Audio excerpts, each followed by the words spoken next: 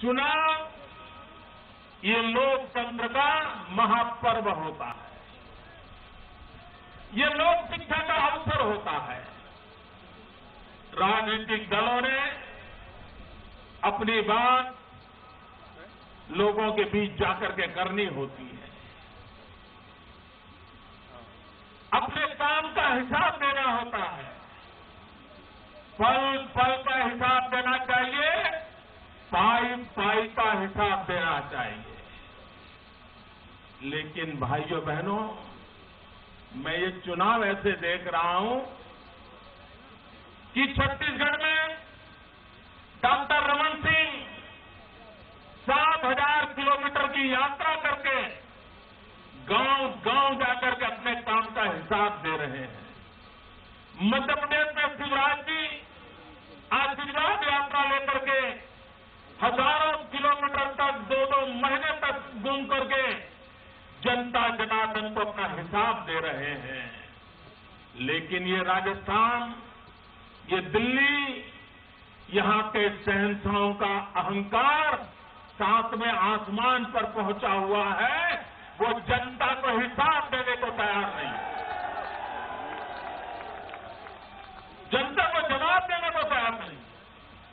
आप लोकतंत्र में आपका दायित्व है, आपकी जिम्मेदारी है कि आप जनता में जाकर के अपने काम का हिसाब दो।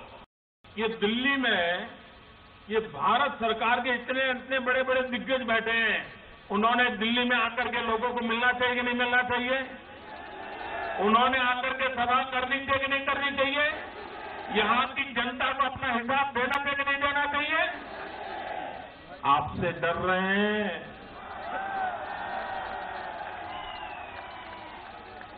वो राजस्थान, मध्य प्रदेश, छत्तीसगढ़ में जाकर के तो आंख में धूल झोंक पा रहे हैं, लेकिन दिल्ली वाले उनको पहचान गए हैं और इसलिए दिल्ली के लोगों की आंख में धूल झोंकने का साहस तक नहीं जुटा पा रहे हैं।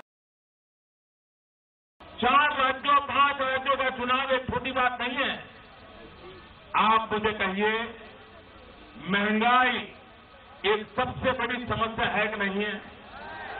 जरा मुझे ताकत से बताइए, महंगाई एक सबसे बड़ी समस्या है या नहीं है? क्या कांग्रेस पार्टी ने महंगाई के संबंध में बोलना चाहिए कि नहीं बोलना चाहिए?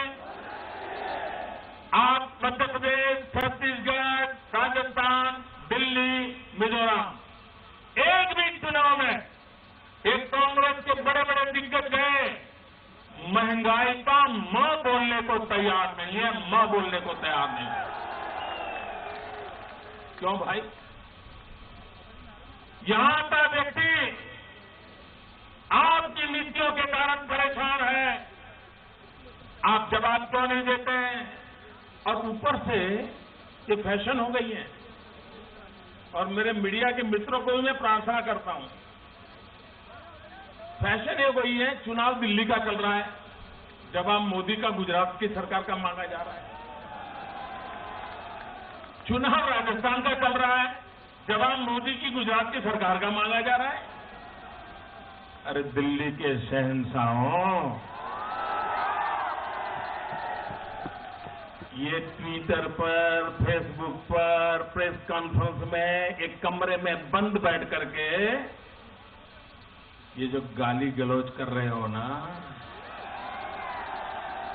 ये अनाप शनाप आरोप लगा रहे हो, ये सारे आरोप 1 साल पहले जब गुजरात में विधानसभा का चुनाव था, आप लगा चुके हो, सारी गंद फैलाने की कोशिश कर चुके हो। आपने कोई रास्ता छोड़ा नहीं था, लेकिन उसके बावजूद भी गुजरात की जनता ने बार बार आपको परास्त किया है। और इसलिए देश के और लोगों के सामने झूठ फैला करके, गलत बातें बता करके आप कुछ कमाई कर लोगे, वो जमाना चला गया।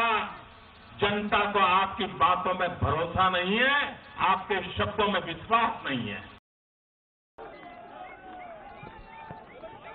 यमुना पार की जनता ने ये उसके लिए भारतीय जनता पार्टी हार्दिक कृतज्ञता व्यक्त करती